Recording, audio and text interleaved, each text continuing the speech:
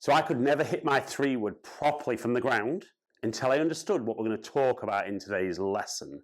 And if you're watching, you're probably just like me, fatting it, thinning it, topping it. But today we're going to get you hitting the best 3-woods of your life. So for years, I used to get a good tee shot away, ball would be on the fairway, I'd get my 3-wood out, not really be very confident with it if I'm being honest, but stand up, make a swing, and literally cold top it like that. I mean, absolutely horrendous. Now, the problem would be then on the next one, I'd be so focused on not topping it like that, that I'd end up hitting way behind the golf ball and it just popping up in the air. And don't get me wrong, compared to the first one, that is different class. Now, hopefully you're watching along going, those are both of my bad shots, I've got those. So I think the problem for a lot of golfers is the initial concept they've got of how they hit 3-wood from the ground is wrong. And then some of the little setup things they do make it incredibly difficult to get ball and then ground contact. So the first thing people tell me that 3-wood off the ground is they feel that once they're set up, that they're trying to sweep the ball away.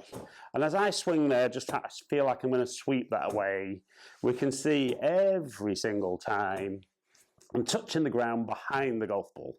So I'm either going to fat it, I'm going to miss the ground potentially, and the club's going to travel up and I'm going to thin it, or like that very first one, top it.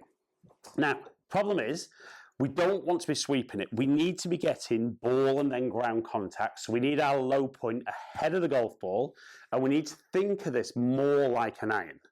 Now, I'm sure people are already commenting below that you don't want to hit down too much. I agree, but we still need the club traveling down. So the first thing we're going to do is, at address, we're going to get the ball in the middle of our stance, which might not be correct to begin with, but middle of the stance, and we're going to get that weight a little bit more on that front leg at address, as we do with an iron, and then we're going to just swing exactly the same as you would like your 7-iron. So ball in the middle, a little bit of pressure on that left side. Now definitely just a tiny bit thin, and we can see 2.9 inches ahead. Club's travelled down 3 degrees and nearly 240 yards total. Now, for me, I was happy with a lot of that. The only thing I didn't quite do is I didn't get the club to touch the ground.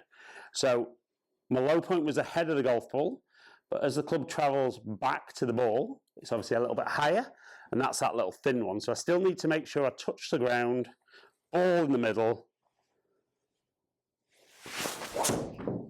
And that's the better strike. You can see 2.2 inches ahead, 2 degrees down, and 260 total with the better strike. Now, the first thing I see with golfers though, when they tend to start striking the ball better, we'll see low point move ahead, and if we're out on the grass, we'll definitely start to see a little bit of interaction with the club. But you'll generally start to see golfers start missing the ball a little bit more over to the right-hand side like that. Now, even though the strike was good, it's offline and it's not really gone anywhere. So the two ways golfers try and get the ball in the air is, the first one is they kind of hang back, but we've addressed that. So we're not going to be bottoming out behind, but they'll also start leaving that club face a little bit open to add loft, which is where that one comes. So once we've got the ball central, or if you're centered and it's really coming out very low, just move the ball a little further forward. But then we're going to try and feel on the way down that instead of the club face being almost there, coming into the delivery area, we're going to try and turn that lead hand down and get that front edge much more like our spine angle. Again, very much as we've discussed with all the other clubs. And try and almost feel like I'm going to hit the ball a little bit lower.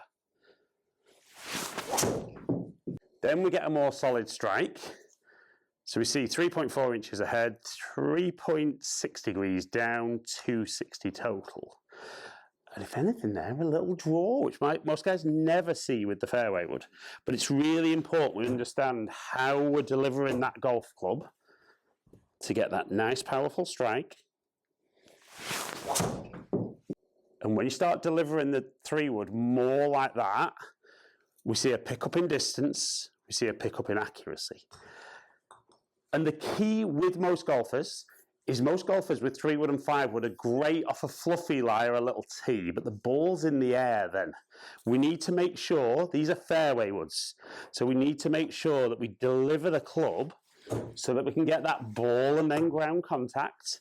And if the ball's starting to come out a little low there, I could move that ball just slightly forward and then keep all my intentions the same. And just maybe a little bit low off the face, but good strike, good carry, good total distance. And like I said, the key thing is never try and sweep it with a fairway wood. We need the club travelling down to hit the golf ball. So we need that low point of the swing ahead, and we need to make sure that we're still getting that club face into a decent position, not just dragging the handle forward and leaving the club face open.